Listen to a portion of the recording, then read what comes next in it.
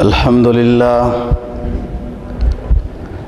لله وكفى والصلاة والسلام على سيد الرسل وخاتم الأنبياء وعلى آله وأصحابه الذين أوفوا عهدا الذين هم خلاصة العرب العرباء وخير الخلائق بعد الأنبياء أما بعد فأعوذ بالله من الشيطان الرجيم بسم الله الرحمن الرحيم ربنا إننا سمعنا مناديا ينادي للإيمان أن آمنوا بربكم فآمنا ربنا فاغفر لنا ذنوبنا وكفر عنا سيئاتنا وتوفنا مع الأبرار ربنا وآتنا ما وعدتنا على رسلك ولا تخزنا يوم القيامة إنك لا تخلف الميعاد قال النبي صلى الله عليه وسلم رب قني عذابك يوم تبعث عبادك صدق الله العظيم وصدق رسوله النبي الأمي الكريم ونحن على ذلك لمن الشاهدين والشاكرين والحمد لله رب العالمين۔ سورہ آل عمران کے آخری رکوع کی 2 آیات کریمہ اور جناب نبی پاک صلی اللہ علیہ وسلم کا ایک فرمان تلاوت کیا ہے، جس کے اندر اللہ رب العزت کے نیک بندوں کی دعاؤں کا ذکر ہے، اور جو حدیث تلاوت کی اس میں رسول اللہ صلی اللہ علیہ وسلم کی دعا کا ذکر ہے۔ فرمایا ربنا اننا سمعنا منادیا ینادی للایمان۔ نیک لوگ یوں دعا مانگ رہے ہیں کہ اے ہمارے رب، ایک بلانے والے نے بلایا ہے کہ ایمان لے آؤ، اللہ کو ایک مانو۔ ہم نے اس بلانے والے کی ندا کو قبول کیا ہے اور ایمان لے آئے ہیں۔ اب ایمان کے لانے کے بدلے میں فاغفر لنا ذنوبنا، ہمارے بڑے گناہوں کو بھی معاف کر دے، وکفر عنا سیئاتنا، اور چھوٹے گناہوں کو بھی مٹا دے، وتوفنا مع الابرار، اور ہمیں نیک لوگوں کے ساتھ محشور فرما۔ ربنا وآتنا ما وعدتنا علی رسلک، اے ہمارے رب، ہمیں وہ سب نعمتیں، وہ سب انعامات عطا کر دے جو آپ نے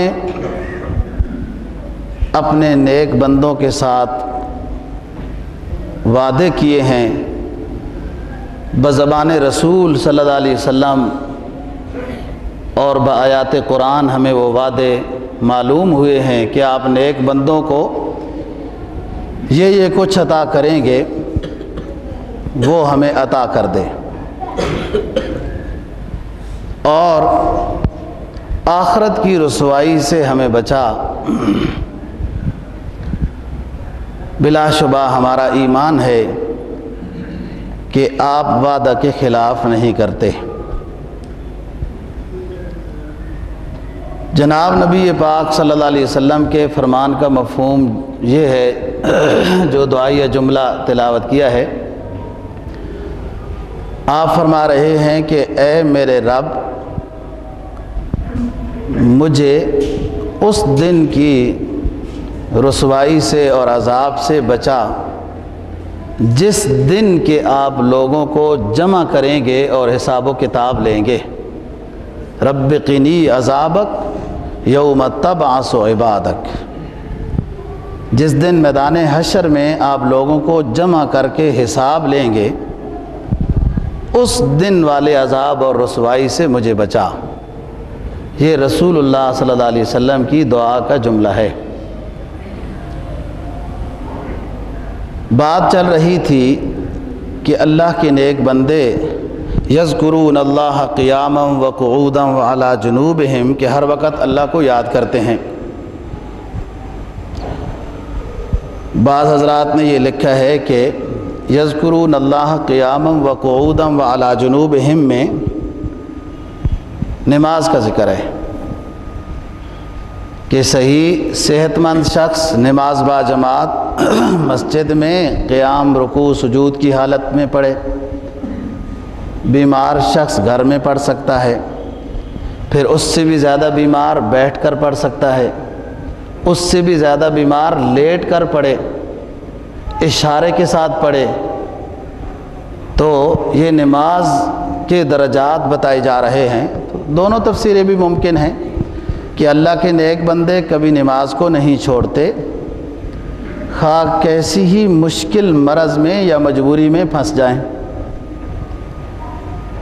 اور اللہ کے نیک بندے ہر وقت اللہ کو یاد کرتے ہیں۔ انہی نیک بندوں کا تذکرہ ہے، وہ دعا کر رہے ہیں ربنا اننا سمعنا منادیا ینادی للایمان، کہ اے ہمارے رب، سمعنا منادیا ینادی، ایک ندا لگانے والے کی ندا ہم نے سنی ہے۔ وہ ندا لگانے والا بلا رہا تھا اللہ رب العزت کی طرف، وہ دعوت اللہ دے رہا تھا۔ ان آمنو، وہ یہ کہہ رہا تھا لوگو ایمان لے آؤ، کامیاب ہو جاؤ گے۔ فآمنا، ہم نے اس منادی کی ندا کو قبول کیا، ہم ایمان لے آئے۔ وہ منادی کیا ہے؟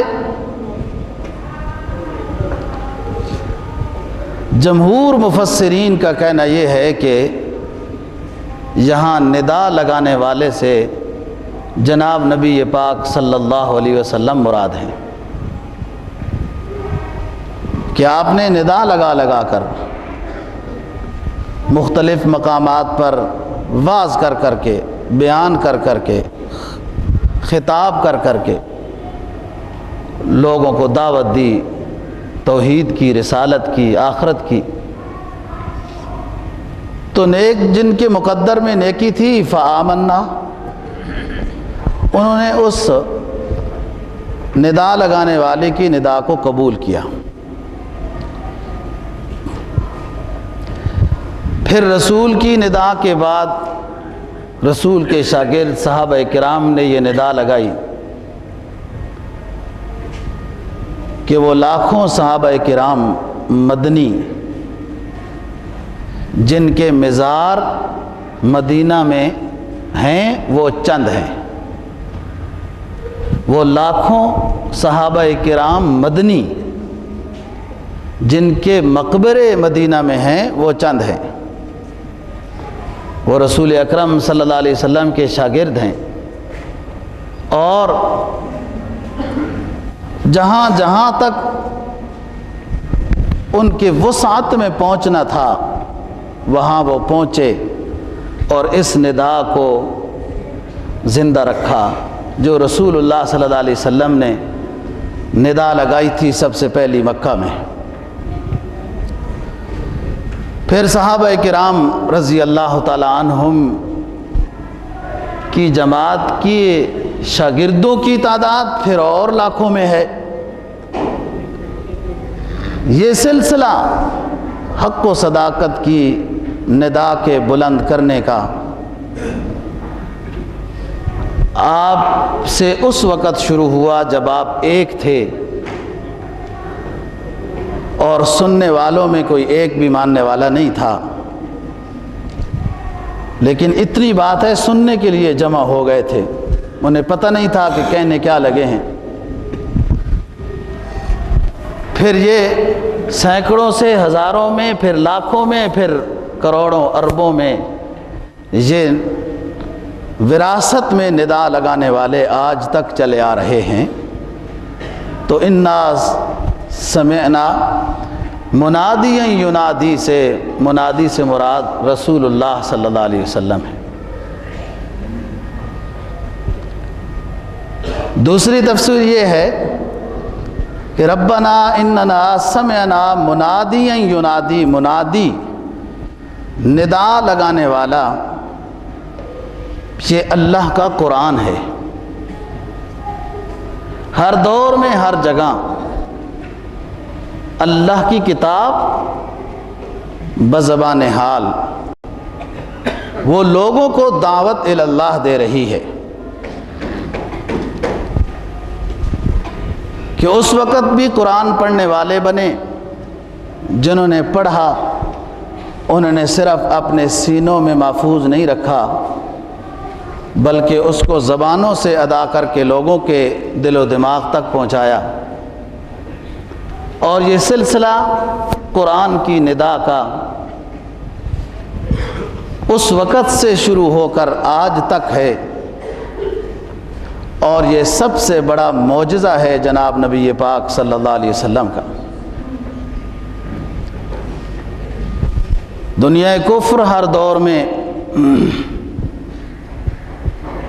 اس نظام حیات کتاب کو نیست و نابود کرنے کی پوری کوشش کرتی رہی۔ کہیں دجلہ کو سیاہی بنایا، کہیں پوری دنیا کو فتح کیا، کہیں علماء اور حفاظ کو ہند میں جلایا، کہیں علماء اور حفاظ اور قراء کو سرخ انقلاب نے نیست و نابود کیا، لیکن یہ ندا اسی طرح، حق و صداقت کی یہ آواز اسی طرح شباب کی شکل میں بلند ہو رہی ہے۔ تو دوسری تفسیر ہے انا سمعنا قرآنا ربنا اننا سمعنا منادیا ینادی للایمان، تو منادی سے مراد قرآن ہے، یہ ندا دے رہا ہے۔ بہت ایسے واقعات ہیں دوستو کہ جنہوں نے قرآن سنا اور ایسے بھی ہیں کہ معانی کو سمجھا اور پھر ان کے دل بدل گئے، اور ایسے بھی ہیں کہ جنہوں نے معانی کو نہیں سمجھا، اس قرآن کی تلاوت کی تازگی کو ایسا محسوس کیا، ان کافروں نے اور مسلمان ہو گئے۔ میں نے ایک مرتبہ یہ بات بتائی تھی کہ برما میں قاری عبدالباسط صاحب رحمہ اللہ تعالیٰ کی تلاوت تھی، اور حضرت مولانا احتشام الحق صاحب تھانوی رحمہ اللہ تعالیٰ کی تقریر تھی۔ تو ہمیں قصہ حضرت تھانوی صاحب کے بیٹے نے سنایا ہے، جو موجودہ ان کے چیک اپ لین کے کراچی میں جہاں ان کا مسجد مدرسہ ہے وہاں ہوتے ہیں، کہ لاکھوں کی تعداد میں بدھ مذہب قاری صاحب کی تلاوت سننے کے لیے آئے ہوئے تھے کہ یہ مسلمانوں کی کیسی کتاب ہے کہ اتنے مسلمان جمع ہو رہے ہیں، چلو ہم بھی جمع ہوتے ہیں۔ اور تلاوت ختم نہیں ہوئی، جاری تھی کہ آوازیں شروع ہو گئیں۔ قاری صاحب تو عربی جانتے تھے، خاموش ہو کے پوچھا کہ لوگ شور کیوں کرتے ہیں؟ اسٹیج سیکرٹری نے بتایا کہ حضرت وہ چاہتے ہیں کہ کچھ تو ہم نے کفر کی حالت میں تلاوت سنی، ہمارے دلوں پہ اس کتاب نے اتنا اثر کیا کہ آپ ہمیں مسلمان بنا دیں، اب اسلام کے بعد اور تلاوت سنیں گے۔ معانی نہیں سمجھ رہے تھے، معانی سمجھ کے بھی بہت جماعت مسلمان ہوئی، اور صرف تلاوت میں اتنی تاثیر، یہ تو رب کا کلام ہے نا۔ جناب نبی پاک صلی اللہ علیہ وسلم طیف سے دکھ لے کر واپس آ رہے تھے، شام ہو گئی، جنت المعلیٰ کے راستے پر جو مسجد جن ہے وہاں پہ قیام کیا، پھر آدھی رات اٹھنے کے بعد جو معمول تھا اللہ سے ہم کلام ہونے کا، وہ معمول شروع کر دیا، اور ادھر نصیبین کے جنوں نے یہ تلاوت سن کر اپنی قوم کو جا کر بتایا کہ ہم نے ایسی تلاوت سنی ہے اور ہم ایمان لا چکے ہیں، تم کو دعوت دے رہے ہیں، اگر آتے ہو تو آ جاؤ، یہ عجیب کتاب ہے۔ فرمایا قالوا انا سمعنا قرآنا عجبا یہدی الی الرشد فآمنا به ولن نشرک بربنا احدا۔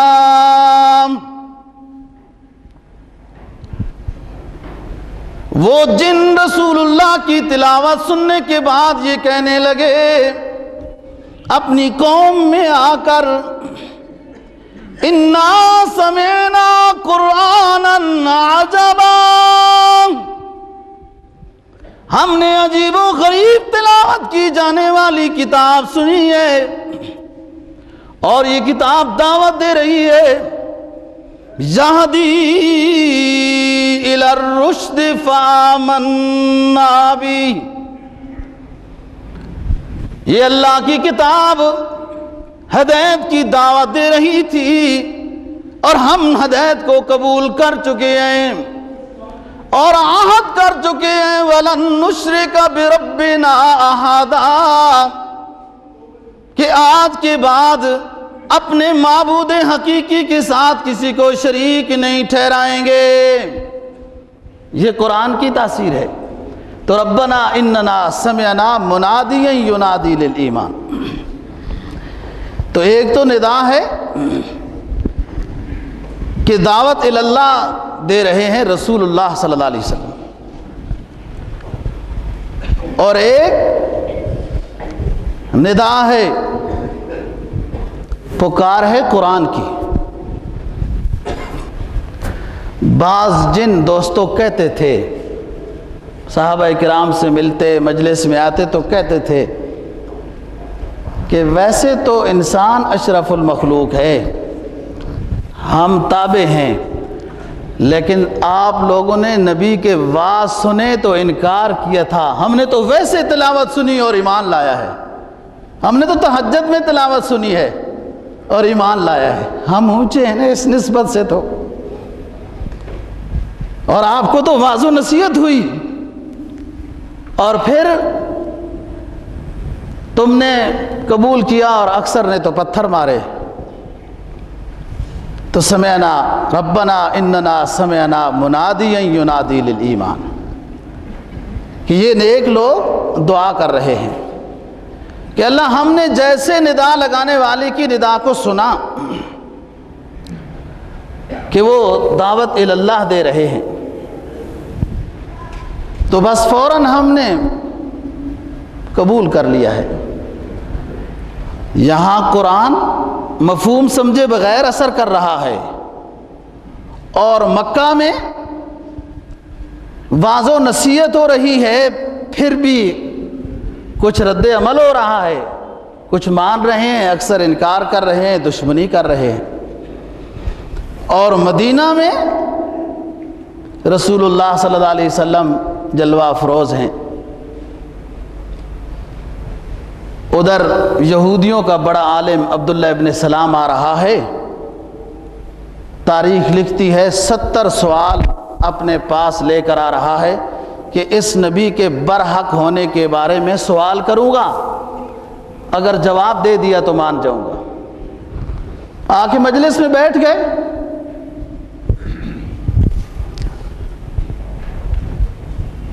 اور بیٹھنے کے بعد کہنے لگے کہ حضرت میں اسلام قبول کرنا چاہتا ہوں. اور اسلام قبول کرنے سے پہلے ایک اونچا سا جملہ بولا ہے، واللہ ما ھذا الرجل کذاب. اللہ کی قسم یہ کسی جھوٹے شخص کا چہرہ نہیں ہو سکتا. اس کی چہرے کی رونقیں ہی بتاتی ہیں کہ میں برحق نبی ہوں، اور ہماری آفرین اس میں ہے کہ اس کے بول سے پہلے اس کو دیکھ کر ہی مسلمان بن جائیں. وہاں خاموشی اثر کر رہی ہے، اور ادھر مکہ والے ان کو سنایا جا رہا ہے اور وہ عکس آگے سے لے رہے ہیں. یہ اللہ کے نیک بندوں کی دعائیں ہو رہی ہیں. ایک اور مقام پہ اللہ کے نیک بندوں کا مانگنا ذکر ہوا ہے. ایمان لے آئے، ایمان نے ذائقہ دیا نا. ایمان ایک رونق دیتا ہے، اور قسمت والے ہیں وہ جن کو یہ رونق مل جائے. ہوتی تھوڑی سی بات ہے. اب جب ایمان کی رونق ملی ان نیک بندوں کو، تو وہ ایمان کی اس رونق کے محسوس ہونے کے بعد اب دعا کرنے لگے، ربنا لا تزغ قلوبنا بعد إذ هديتنا وهب لنا من لدنك رحمة إنك أنت الوهاب. اے رب تو نے ہمیں نبی کی معیت عطا کی ہے، اور اسلام کی دولت عطا کی ہے، ہدایت دی ہے. اب کبھی ہماری نادانیوں کی وجہ سے ہم سے یہ مقام لے نہ لینا. ربنا لا تزغ قلوبنا بعد إذ هديتنا وهب لنا من لدنك رحمة إنك أنت الوهاب. یہ ہدایت کی دولت جو آپ نے عطا کی ہے اے ہمارے معبود، کہیں ہم سے غلطی ہو جائے اس دنیا کے گزرگاہ میں تو ہم سے یہ ہدایت واپس نہ لینا. ہمارے دلوں کے زنگ جو نبی کی برکت سے دور کیے تو نے، یہ کہیں زنگ دوبارہ ہمارے دلوں پہ نہ آ جائیں. لا تزغ قلوبنا بعد إذ هديتنا وهب لنا من لدنك رحمة. اور اپنے فضل و عنایت سے آپ نے ہمیں رحمت عطا کی ہے. یہ سب سے آپ کی بڑی عنایت ہے کہ ہدایت والی رحمت عطا کی ہے، اور تو ہی دینے والا ہے. جب دینے پہ آئے تو ہزاروں سال وہ بتوں کو سجانے والے نسل بعد نسل چلے آ رہے تھے، ان کی اولاد کو ہدایت کی توفیق عطا کر دی ہے. اور نہ دینے پہ آئے تو نوح علیہ السلام کے بیٹے کو نہیں دیتا ہے، ادھر ابراہیم علیہ السلام کے والد کو نہیں دیتا ہے، ادھر رسول اللہ صلی اللہ علیہ وسلم کے مشفق چچا کو بھی نہیں دیتا ہے. جب دے دی ہے یہ عنایت، یہ فضل و عنایت آپ نے عطا کر دیا ہے، تو اب ہم سے یہ واپس نہ لینا.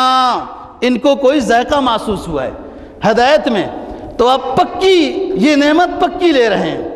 دوستو، علماء تصوف تو عجیب بات لکھتے ہیں کہتے ہیں دنیا کی ہر نعمت فانی ہے، جوانی فانی، مال فانی، دولت فانی، عہدہ فانی، پہلوانی فانی، عمر زندگی سب فانی، ایوان محلات مرسڈیز سب فانی۔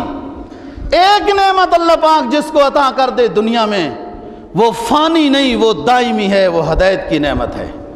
ہدایت کی نعمت یہ دنیا میں ملتی ہے یہ نعمت، لیکن یہ نعمت دنیا میں مل کر بھی دائمی ہے، اور دنیا کی نعمتیں دائمی نہیں۔ تو فرمایا ربنا اننا سمعنا منادیا ینادی للایمان ان آمنوا بربکم فآمنا، کہ ایک ندا لگانے والے نے ندا لگائی اور ہم نے قبول کر لی ہے، ایمان لایا ہے۔ فاغفر لنا ذنوبنا، ہمارے گناہوں کو معاف کر دے، جو ہو گئے وہ معاف کر دے، چھوٹے بڑے ذنوب اور چھوٹے سیئہ سب معاف کر دے۔ تب بندہ خالص بنتا ہے نا، جب چھوٹے گناہ بھی نہ ہو بڑے بھی نہ ہو، پھر وہ ابرار بنتا ہے، ولی بنتا ہے۔ تب جب چھوٹی بے ادبی بھی نہ ہو بڑی بھی نہ ہو۔ حضرت عیسیٰ علیہ السلام کا ایک مقولہ ہے کہ اے لوگو، اللہ کے خوف سے اپنی آنکھوں کو رونے کا عادی بناؤ، اپنے گناہوں کو یاد کر کر کے رو، اور اپنے جسم کو صبر کا عادی بناؤ، اور اپنے قلب کو تشکر اور تفکر فی الکائنات کا عادی بناؤ۔ اپنے گناہوں کو رو رو کے اللہ سے معافی مانگو، اور جسم کو صبر کا عادی بناؤ، جیسی بھی آ جائیں حالات۔ بعض دفعہ مشکلوں میں کوئی مقام اللہ رب العزت دینا چاہتے ہیں، اب یہ جو مشکل میں پھنسا ہے یہ اس کی ہمت ہے، اگر صبر کرتا ہے، انابت اللہ کرتا ہے تو وہ مقام مل جائے گا۔ کچھ مقام ہیں ہی ایسے آخرت کے، قرب الہی کے، کچھ مقام ہیں ہی ایسے جو مصائب کے بعد ملتے ہیں، ان میں بندہ جب صابر ثابت ہوتا ہے تب ملتے ہیں وہ، اور یہ اللہ کا قانون ہے، یہ سب کے ساتھ ہو رہا ہے۔ تو فرمایا کہ اپنے آنکھوں کو اللہ کے خوف سے رونے کا عادی بناؤ۔ حضرت مغیث رحمہ اللہ تعالی ایک بزرگ ہیں، وہ کہا کرتے تھے اپنے شاگردوں کو، معتقدین کو، احباب کو کہ قبرستان میں جایا کرو اور یہ سوچا کرو کہ یہ میری بھی جگہ ہے، میں نے ضرور اس میں آنا ہے۔ اور پھر اتنا ہی نہیں سوچنا ہے، اس کے بعد بھی سوچنا ہے کہ اب حساب و کتاب کے لیے آ گئے ہیں، وہ سوال و جواب والے فرشتے بھی آ گئے ہیں، اب مجھ سے پوچھا جا رہا ہے، سوال و جواب ہو رہا ہے۔ پھر میدان حشر آ گیا ہے، میدان حشر، اس میں حساب و کتاب ہونا ہے، میرے اعمال کیسے ہیں، میرا اعمال نامہ کس طرح ہوگا، اعمال سارے پھر قبرستان میں یاد آ جائیں گے۔ میرا اعمال نامہ دائیں ہاتھ میں مل رہا ہے تو شکر کر، اور اگر اعمال ایسے سمجھ میں آ رہے ہیں کہ گناہ اس میں غالب ہیں، دھوکے غالب ہیں، جھوٹ غالب ہیں، فراڈ غالب ہیں، بدنظریاں غالب ہیں، اللہ کے ساتھ شرک غالب ہے، نبی کی سنت میں بدعت غالب ہے، رسم و رواج میں کچھ اور عنود و یہود غالب ہے، تو پھر اعمال نامہ بائیں ہاتھ میں ملے گا۔ پھر یہ سوچ کے جواب کیا دے گا اور اس سزا کو برداشت کر لے گا۔ تو یوں جایا کرو قبرستان میں اور یوں مراقبہ کیا کرو، اللہ رب العزت رقت کی دولت عطا کریں گے، اور اگر پہلے نیک نہیں تھے تو اب نیکی کی فکر لگ جائے گی۔ رسول اللہ صلی اللہ علیہ وسلم کا ایک فرمان ہے دوستو، اور عجیب فرمان ہے، جو دعا ہے نا رب قنی عذابک یوم تبعث عبادک، اسی سے ملتا جلتا فرمان ہے کہ آخرت میں جب سوال و جواب ہوگا میدان حشر میں، جس شخص سے سوال و جواب ہو جائے گا، شروع ہو جائے گا جس سے، وہ اتنی ذلت اور رسوائی ہوگی اس کو کہ وہ اس پریشانی اور حزن کے عالم میں یہ کہنے لگے گا کہ جہنم میں ہی ڈال دیا جائے، جہنم میں ہی ڈال دیا جائے، اس سوال و جواب کے میں قابل نہیں ہوں۔ یہ اتنا مشکل مرحلہ ہوگا اور ہر کسی سے ہونا ہے۔ تو فرمایا رب قنی عذابک یوم تبعث عبادک، تو گریہ زاری اللہ کو پسند ہے۔ علامہ رومی کہتے ہیں نا، زور بگزار زاری را گزیرومی، زور بگزار زاری را گزیرومی،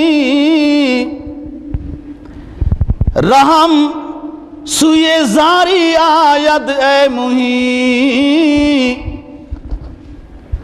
زور کو چھوڑنا وہ خود زور والا ہے، طاقت نہ دکھا اس کو وہ خود طاقت والا ہے۔ بڑے بڑے بادشاہوں کی طاقتوں کو بھی اس نے ایسے زیر کیا، ایسے زیر کیا کہ وہ اپنی خادمہ کو بھی اپنا بنانا چاہا تو نہ بنا سکے۔ وہ زور والا خود ہے، طاقت والا وہ خود ہے۔ زور را بگزار زاری را گزیرومی، وہ زور سے ناراض ہوتا ہے، زور کو چھوڑ دے تو کچھ بھی نہیں ہے۔ بڑے بڑے پھولوں والے بھی دیکھے ہیں، اب نوکریوں کے بھیک مانگتے ہیں۔ زور کو چھوڑ، زور والی صلاحیت اسی کی اپنی ہے۔ زاری را بگزیرومی، وہ رونے کو پسند کرتا ہے، اس کی چوکھٹ کے پر آ کر تو بڑے بڑے انبیاء بھی مقام ملتزم سے چمٹ کر رو رہے ہیں، بڑے بڑے اولیاء بھی حجر اسود کا بوسہ لے کر رو رہے ہیں۔ زور را بگزار زاری را گزیرومی،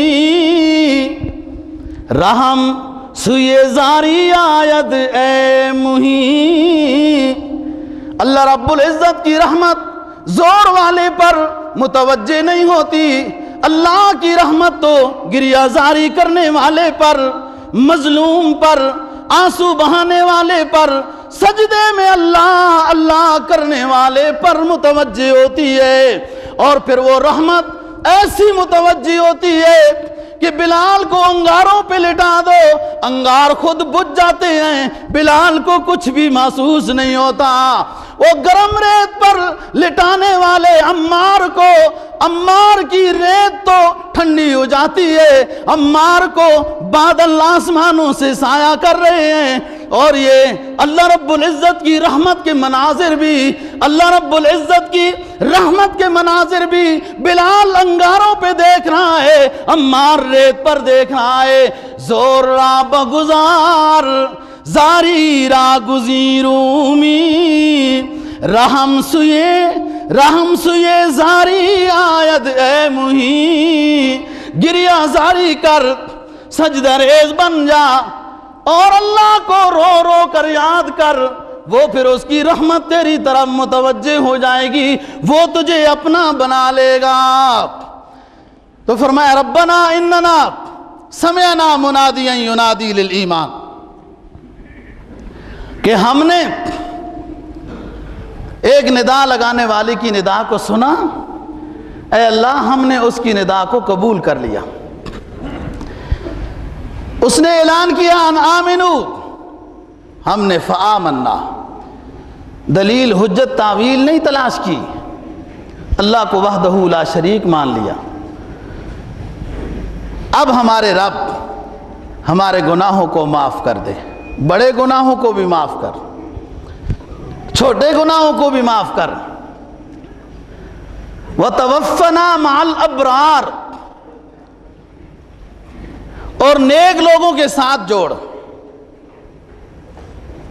موت عطا کر نیک لوگوں کے ساتھ، آخرت میں محشور فرما نیک لوگوں کے ساتھ۔ اور یہ بڑا اعزاز ہے، نیک لوگوں کے قبرستان میں قبر مل جانا، یہ بھی بڑا اعزاز ہوتا ہے کہ جب اللہ کی رحمت اپنے اس نیک بندے پہ نازل ہو رہی ہے تو پڑوس کیسے محروم ہوگا جو اس قبر میں سویا ہے۔ معلوم نہیں کیوں دنیا یورپ کی طرف دوڑتی جا رہی ہے، جب موت آ جائے گی تو کن کے ساتھ تمہارا حشر ہوگا، کہاں سے اٹھو گے، کیا ہوگا؟ کہتا ہے نا ایک صاحب حال، بھول کر بیٹھا یورپ آسمانی ذات کو، بس خدا سمجھا ہے اس نے برق کو اور بھاپ کو۔ بھول بیٹھا ہے اس ذات کو جس نے خدا سمجھا ہے برق کو اور بھاپ کو۔ ہم اس مشرک کے پاس جاتے ہیں اپنی دنیا کو درست کرنے کے لیے۔ وہ کیسے دنیا درست ہوگی؟ ہم نے تو بادشاہوں کی دنیا بھی بگڑی ہوئی دیکھی ہے، اور کس کی دنیا درست ہوگی؟ جانتے ہو تاریخ، شہنشاہ ایران بھی بھیک مانگتا تھا، کوئی پناہ دے دے، تو فرمایا کہ اے اللہ ہمارے بڑے گناہوں کو بھی معاف کر دے اور ہمارے چھوٹے گناہوں کو بھی معاف کر دے۔ وَتَوَفَّنَا مَعَ الْأَبْرَارِ، اور نیک لوگوں کے ساتھ دنیا میں بھی رکھ، اور جب وفات ہو نیک لوگوں کے ہاتھوں میں ہو، اور جب میدان حشر میں محشور ہوں تو بھی نیک لوگوں کی جماعت میں ہوں۔ احادیث میں آتا ہے دوستو کہ بعض دفعہ جنازہ پڑھنے والوں میں سے کوئی اللہ کا مقبول ہوتا ہے جس سے میت کی مغفرت ہو جاتی ہے۔ تو نیک لوگوں میں رہے گا تو کوئی نیک جنازہ پڑھنے جائے گا کہ قبرستان ہو کوئی ملیا میٹ کر دے گا؟ پھر ایسا نہ بنے نا قبرستان ہو کوئی ملیا میٹ کر دے، تو پھر نیک لوگ اس کو نہلائیں گے، کفن پہنائیں گے،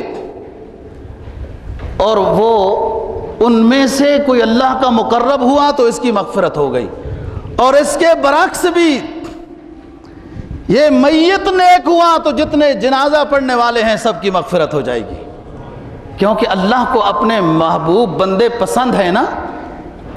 اور پھر وفا کا تقاضا یہ ہے، وفا کی شان یہ ہے کہ محبوب بندے کے جو جنازے میں شریک ہوئے ان کو بھی محبوب بنا لو، ایسا معاف کرتا ہے۔ تو وَتَوَفَّنَا مَعَ الْأَبْرَارِ، حضرت یوسف علیہ السلام سارا کچھ مل گیا، اور آخر میں آپ تہجد میں کیا دعا مانگتے ہیں؟ فاطر السماوات والارض انت ولی فی الدنیا والآخرہ توفنی مسلما والحقنی بالصالحین۔ یا اللہ آپ کی قدرت کے سب مناظر دیکھ لیے، بعض نے کنویں میں ڈالا، تیری رحمت نے کنویں سے نکالا، اور بعض نے غلام بنا کے بیچا، تو نے مجھے بادشاہ بنا کے دکھایا، بعض نے طرح طرح کے الزام میں مجھے ملوث کیا، تو نے پیغمبر بنا کے دکھایا، میں تیری قدرت پہ قربان۔ لیکن اب یوسف چاہتا یہ ہے، اب بادشاہی بھی نہیں چاہتا، اب نیل و فرات کا سیر بھی نہیں چاہتا، تو آسمانوں زمینوں کا بنانے والا ہے، تو ہی میرا دوست رہا کنویں میں بھی، میرے غلام بننے کے مراحل میں بھی، جیل کے جانے کے مرحلوں میں بھی، تہمت لگ جانے کے زمانے میں بھی، ہر زمانے میں میرے ساتھ تو میری دوستی کے حق ادا کرتا رہا۔ اب یوسف بوڑھا ہو چکا ہے، ایک دعا اور ایک درخواست لے کر حاضر خدمت ہے، انت ولی فی الدنیا والآخرہ توفنی مسلما والحقنی بالصالحین۔ اب نیک لوگوں کی جماعت میں مروں، وہ میرے کفن دفن کا انتظام کریں، مجھے اپنے وزیر مشیر اچھے نہیں لگتے، اب نیک لوگوں کی کوئی جماعت کے نام سے ہی بھیج دے، وہ اپنے گناہ کی معافی آپ سے مانگ لیں گے اور میں بھی ان بھائیوں کو معاف کر دوں گا، انہیں بھیج دے۔ توفنی مسلمن والحقنی بالصالحین، اور جدھر میرے باپ یعقوب کی قبر بنے اس کے ساتھ میری بھی قبر بنے، اور پھر جب یعقوب علیہ السلام کو حشر میں اٹھایا جائے گا تو اس کے ساتھ بغل میں اس کے بیٹے یوسف پیغمبر کو بھی اٹھایا جائے۔ یہ اللہ کا پیغمبر مانگ رہا ہے کہ یوں میری وفات ہو، یوں میرا حشر ہو۔ دوستو تھوڑی سی یہاں فکر کی طرف ایک بات کرنی ہے کہ پیغمبر کو اس کی کیا ضرورت ہے، وہ تو مغفور ہوتا ہے، اور وہ بھی یہ مانگ رہے ہیں کہ اللہ رب العزت یہ مراحل عطا کر، پھر وہ امید ہے کہ سب کچھ آسان ہو جائے گا۔ اور آگے نیک لوگوں نے کیا کہا؟ ربنا وآتنا ما وعدتنا علی رسلک ولا تخزنا یوم القیامہ، اے ہمارے رب ہر طرف دیکھ کر ہم تجھے ہی یاد کرتے ہیں، تیرے منادی کی ندا کو بھی قبول کیا، اب آخری دعا یہ ہے کہ جو وعدے اپنے نیک بندوں کے ساتھ آپ نے کر رکھے ہیں وہ عطا کر، اور ہمیں آخرت کی رسوائی سے بچا دے، میدان حشر کی رسوائی سے بچا دے۔ انک لا تخلف المیعاد، تو وعدوں کی پاسداری کرنے والی ذات ہے۔ ہم نے کائنات میں غور و فکر کیا، تیری معرفت کی جھلک محسوس ہوئی، یہ تیری عنایت ہے۔ تو نے تو اپنے خلیل کو معرفت کی جھلک جب دینی تھی تو اس کے آگ کے شعلوں میں لٹا دیا، جب اپنے پیغمبر زکریا کو معرفت کی جھلک دینی تھی تو آرے میں چرا دیا، اور جب تو نے اپنے پیغمبر یونس کو اپنی قدرت کی جھلک عطا کرنی تھی تو مچھلی کے پیٹ میں پہنچا دیا، اور جب اپنے پیغمبر ایوب کو کچھ مراحل اخروی عطا کرنے تھے تو ان کو بیماری میں، لمبی بیماری میں مبتلا کر دیا۔ اے اللہ ہم کمزور ہیں، ہم اس طرح کے امتحانوں کے تو قابل نہیں ہیں، لیکن جہاں جہاں ہم نے نظر ڈالی ہے، جہاں جہاں نظر ڈالی ہے کائنات میں، ادھر ادھر ہی تیری قدرت کی جھلک محسوس ہوئی، بس اسی نیکی کی برکت سے ہم کو بھی آخرت میں نواز دے، ورنہ تو ہم نے دیکھا ہے اس راستے میں بڑی بڑی مظلومہ قسم کی خواتین کو بھی علماء نے لکھا ہے دوستو کہ فرعون کے گھر جب حضرت موسیٰ علیہ السلام کے صندوق کو پہنچا دیا، فرعون تو کہنے لگا یہ لڑکا ہے، اور نجومیوں کی خواب پوری ہو جائے گی، یہ میری سلطنت کے زوال کا سبب بنے گا، اس کو قتل کر دیتا ہوں۔ لیکن اس کی بیوی کہنے لگی یہ بڑا پیارا چہرہ ہے، اس کو کیسے قتل کرے گا؟ اور فرعون کی بیوی کافرہ جب اس نے ہمارے معصوم پیغمبر پر جو چند مہینوں کا تھا اس پہ نظر ڈالی، شفقت کی، تو ہم نے پھر فرعون کی بیوی کو بھی وہ مقام عطا کر دیا کہ رات کو خبریں اپنے شوہر فرعون کی نہیں پوچھتی ہے موسیٰ کو آج کیا ہوا، آج کن مرحلوں میں وہ کامیاب ہوا، ایمان لا چکی ہے۔ اور ایمان فرعون کی بیوی کیسے لائی دوستو؟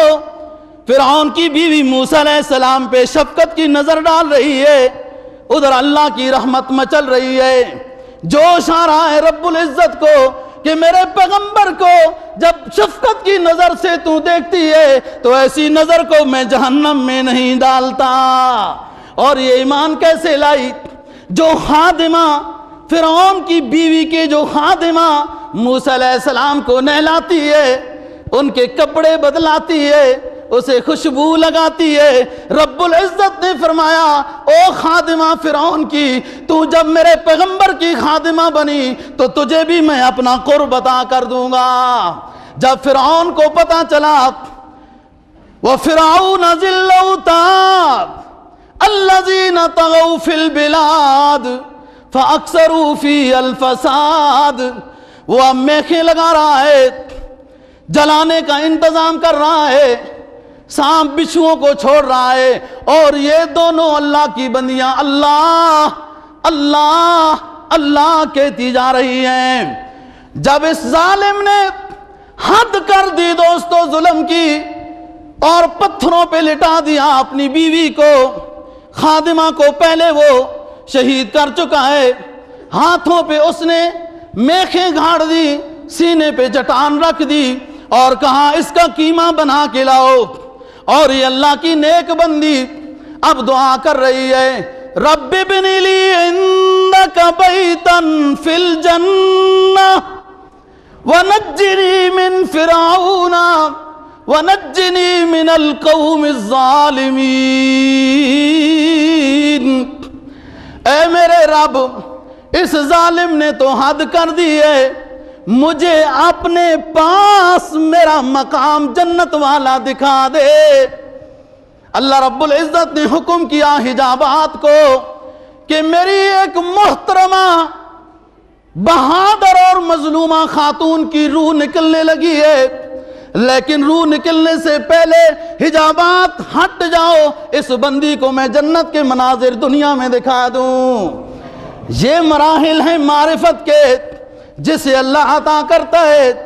اور اقبال کہتا ہے کسے خبر ہزاروں مقام رکھتا ہے، کسے خبر ان میں کون سا درویش ایسا بیٹھا ہے اس مجمع میں، بظاہر تو وہ فقیر ہے، کنگال ہے، پھٹے پرانے والا ہے، آج عمدہ صابن سے نہا بھی نہ سکاؤ، عمدہ خوشبو بھی نہ لگا سکاؤ، کسے خبر کہ ہزاروں مقام رکھتا ہے وہ فقر جس سے ہو بے پردہ روح قرآنی،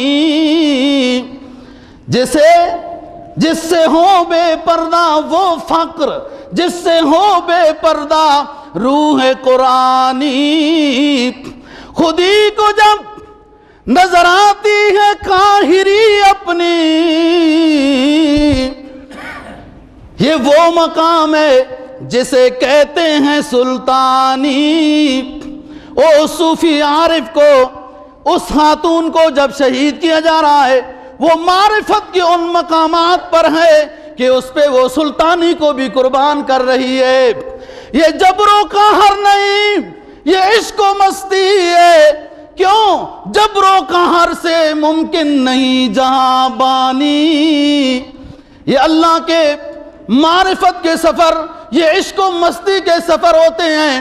آگوں میں لیٹ کر بھی لا الہ الا اللہ پڑھتے ہیں، انگاروں پہ لیٹ کر بھی لا الہ الا اللہ پڑھتے ہیں۔ اور مسلمانوں، پاکستان والوں، تھوڑے سے ڈالر اوپر نیچے ہو جائیں تو مادی دنیا پہ نظر رکھ لیتے ہو، یہ تو کوئی آزمائش نہیں ہے، لا الہ الا اللہ کو مت بھولو۔